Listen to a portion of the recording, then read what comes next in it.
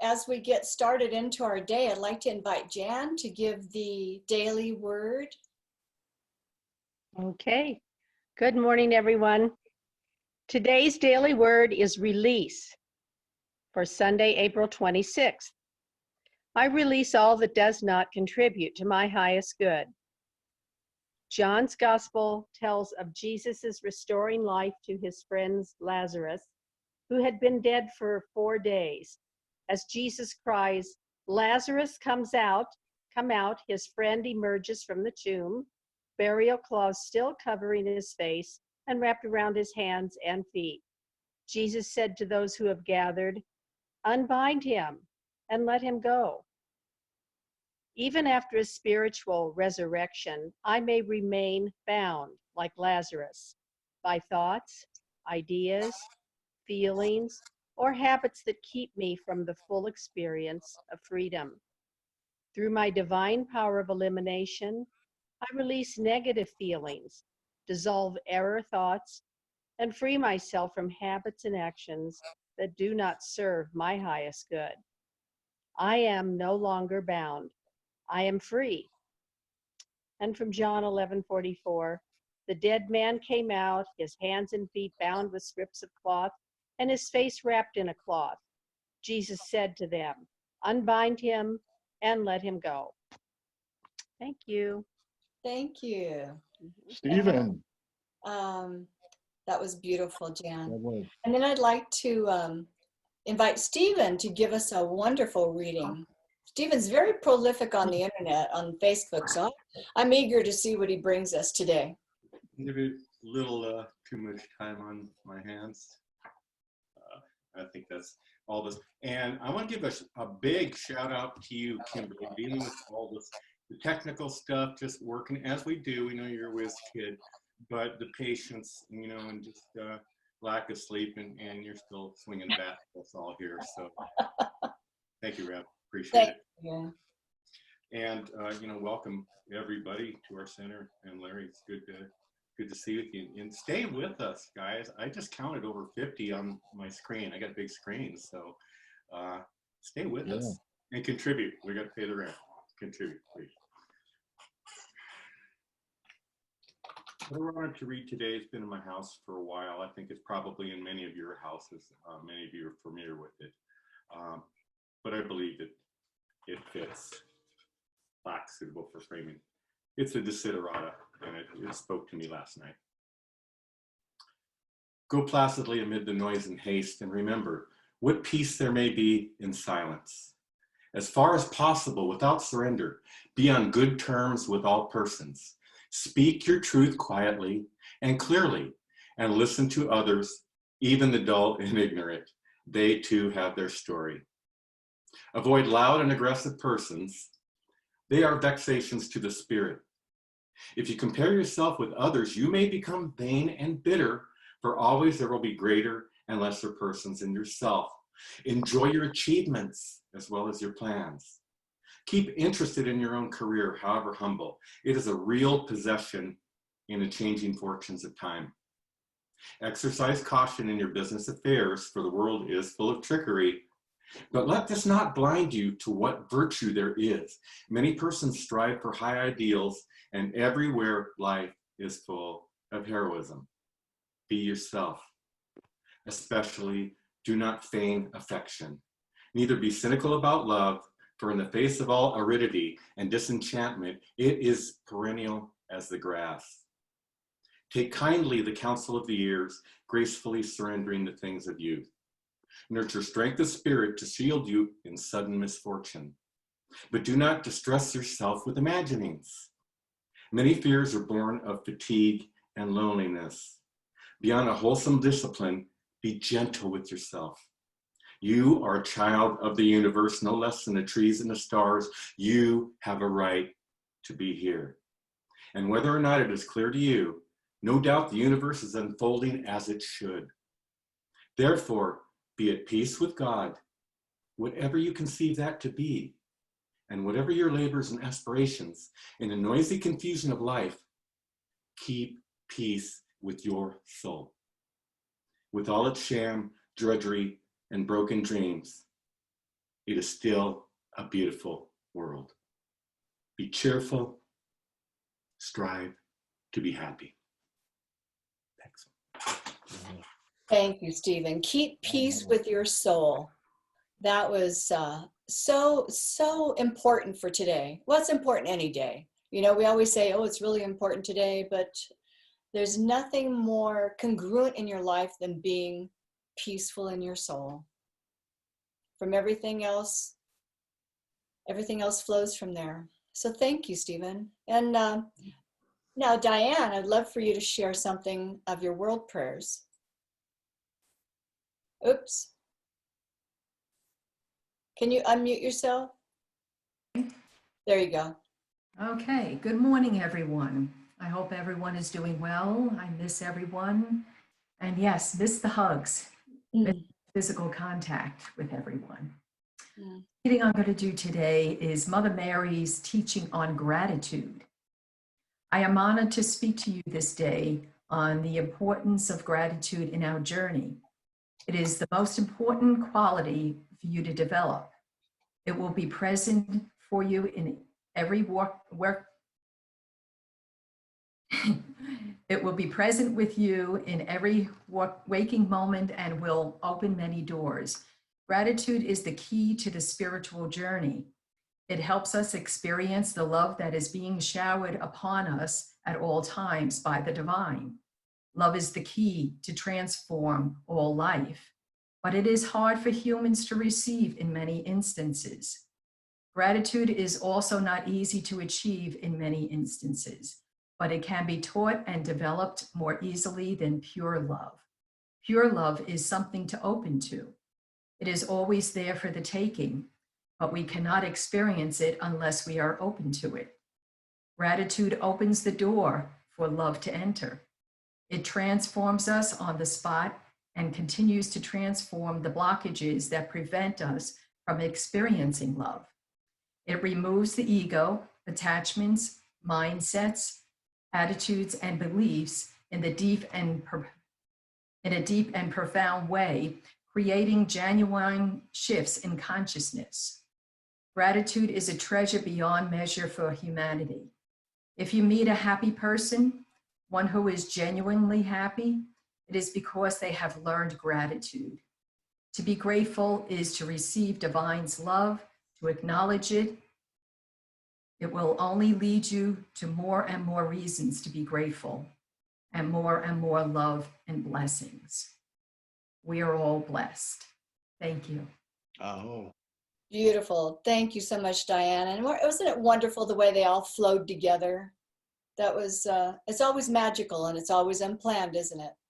oh, Larry? yes. Well, now it gives me great pleasure to introduce our speaker du jour, Kimberly Kelly. Let's hear it for Kimberly. Oh, yay, thank you. Yay. Okay, thanks everyone.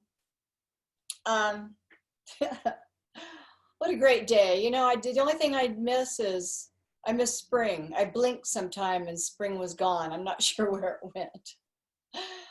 But I was gonna do something, you know, like really have a great title for my talk, but I didn't because I got thinking about other things, about different types of talks. So I just want to kind of keep into the focus of what we're doing now, and that is in times of crisis. These are perfect opportunities to practice our humanity, strengthen our faith in the divine, to understand that even though we can't control maybe the forces that put this coronavirus into play, we do have control over the perception of what that means. That's the only thing we have control over, is our perceptions. And our perceptions create our thoughts create our beliefs, and then we respond in either good or bad ways. And I don't mean good or bad, but resourceful or unresourceful ways. So maybe we spend too much time focusing on our lifestyle, you know, buying something bigger, something better, more of stuff. And not to say that we shouldn't like these things or want these things. It's just maybe we should change our focus just a little bit and change it into something more lasting, something that really makes a difference in not only our lives, but other people's lives by practicing humanity. Omar Ritchie of the Islamic Center of Southern California said, "The Quran says trials will come and to be prepared for them. So how do we react? Do we go off and hoard toilet paper? Or do we take care of others?" I think he has a really good point there. So when you wake up tomorrow morning, do this little exercise that Wayne Dyer taught us. And that is, when you wake up, just ask yourself, how may I serve? How can I be of service? And maybe that sounds too nebulous and too big of a chunk to bite off right now, but maybe you could just ask, how can I serve my family? How can I serve my community this morning? If that's too big, chunk it down further. How can I serve my family, my community in the next couple of hours? But when you're in that space, I want you to be sure and be in that space of humility, be in that space of peace, and then listen. Listen for that spark of inspiration. Listen to that inner voice. It's that inner voice that's going to be truthful with you and make the most sense to you. So you see, here's the deal. What we're experiencing now in the world is causing us to slow down. It's helping us to ask better questions like, what do I really believe in? Now, these are questions that I've gotten from clients and congregants over the last couple of months, maybe the last month really. But it's, what do I really believe in? What's my purpose? Is there really a God or something else that we call the divine? Where do I fit into it? These are all great questions to ask ourselves. Because one day we're just rolling along in our lives and all of a sudden, the train stops and we all get off. And it's not because we wanted to, it's just because the train quit rolling. So what did we do? We all ran into our homes, locked the doors, and what did that do for us? Well, it isolated us, didn't it? So all the research shows that people who are more connected are healthier and happier. And while we knew this, we've known this for a long time, haven't we? We really know it now. The World Health Organization, or the WHO, which sounds like a 60s band, has even changed the term social distancing to physical distancing for just this reason, because this has been super hard for a lot of us. It's not natural and it's not pleasant, and having done it now will help us in the future realize just how critical our village is and how lovely it feels to interact with others, to shake hands again, to hug, to kiss, to all those other social things that we do to make us human. So even though now we're worrying about other things, some good things have come out of this, hasn't it? You get more time with people you love. You learn FaceTime, Zoom, GoToMeeting, and you can use those to visit with your family and you don't even have to cook for them. So have you learned a new hobby that you're really good at? What are you waiting for?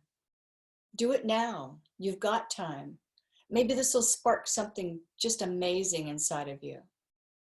But maybe you've discovered that you're just really good at encouraging people and helping others. You know what else I think is good? Just for the record, boredom is good. Because we can't just run off and do things here and there.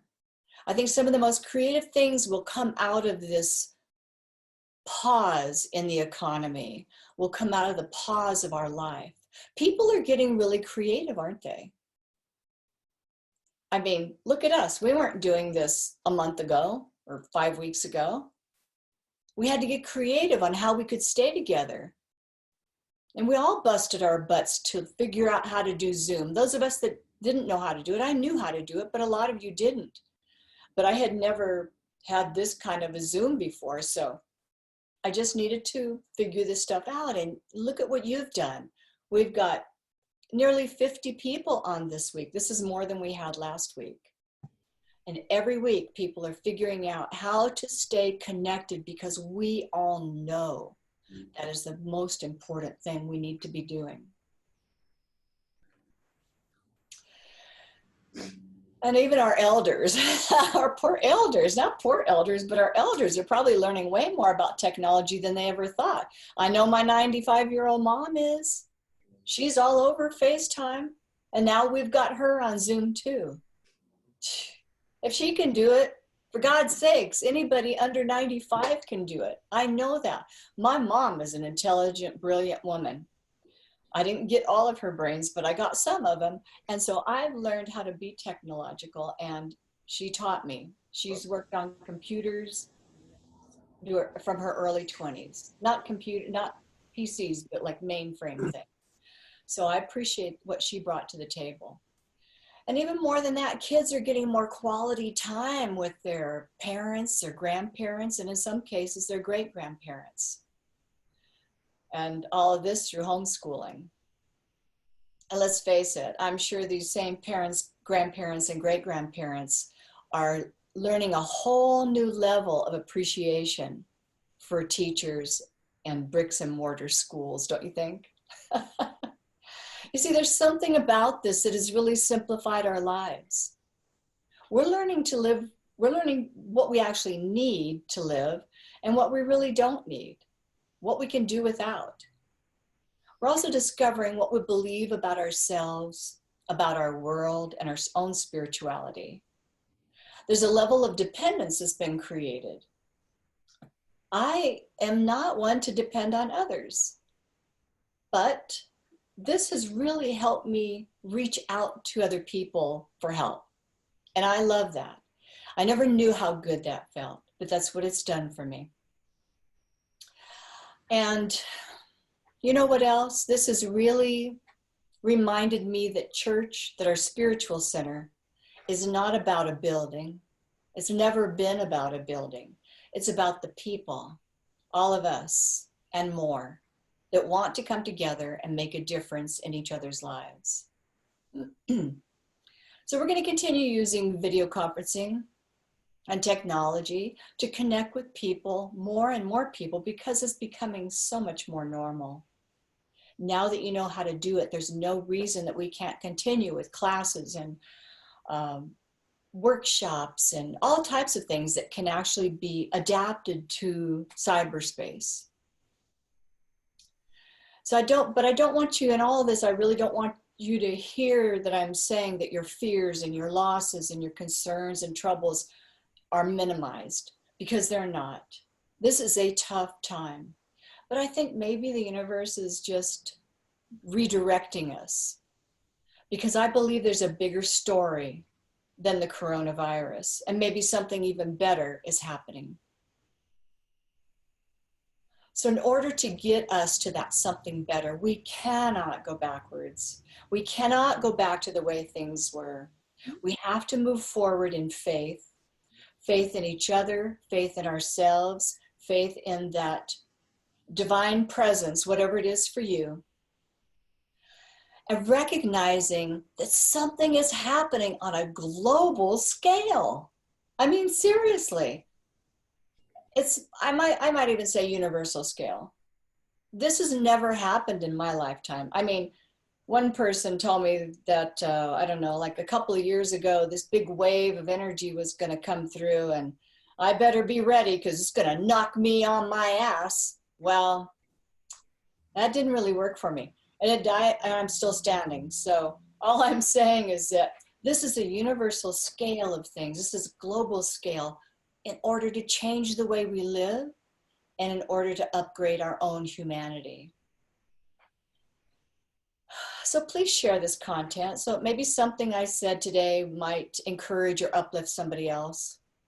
We'll probably never see anything like this again in our lives, or certainly not in my life, I'm pretty sure. So let's don't waste a good crisis. Let's see what the universe can do.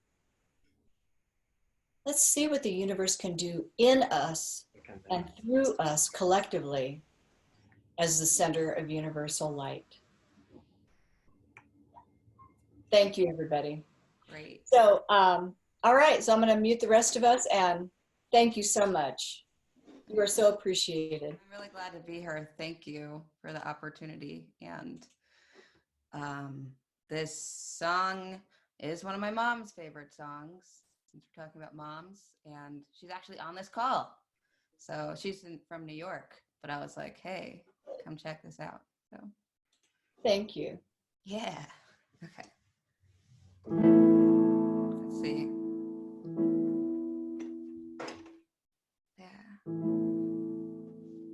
When I say goodbye, it's never for long, 'cause I know our love still lives on, and it will be again exactly as it was, 'cause I believe in the power of love.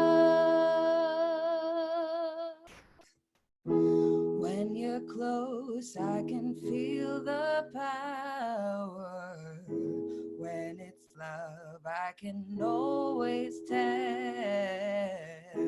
Love for me is the best thing now. It's something that I know so well. So hold me closer, and every minute of every hour, feel the power of love. Hold me tighter and take me higher, and feel the fire of the power of love. Did you know that your feelings show? Thought your love was locked up inside. When your senses start to overload, love is something you should never hide. You've got to believe in love. It's a feeling that's next to none. Can't stop it till we are one with the power of love. Tell everyone to try. I promise you'll reach the sky. One thing we can't deny is the power of love. So close your eyes and you can feel it coming straight from above. It's the power of love. You can't deny it, so don't even try it. Just let that feeling sweep you off your feet. You gotta believe in love, a power that's next to none. Can stop until we are one with the power of love. Tell everyone to try. I promise you'll reach the sky. There's one thing you can't deny. It's the power of love. So listen up and you will hear it. A symphony from above. It's the power of love. So glad we found it.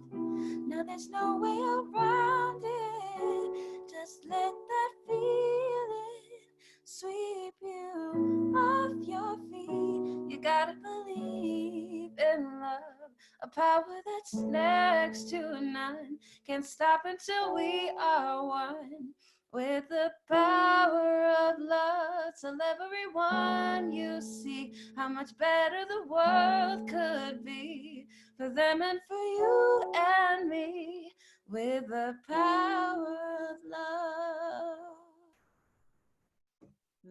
I'm just going to mention that we do have the PayPal button set up on our homepage.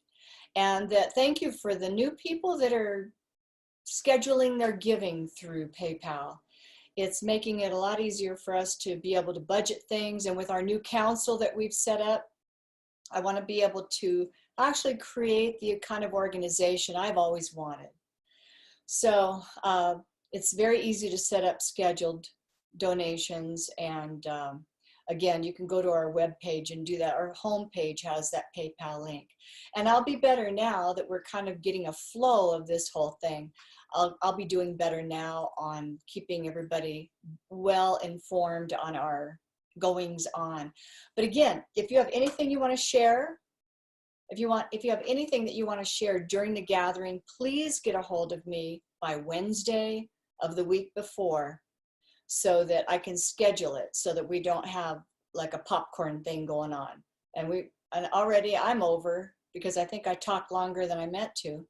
But anyway, that's what I'm trying to figure out, is just ways that we can consolidate our time and really make it work for us. So thank you, everybody. Let me see where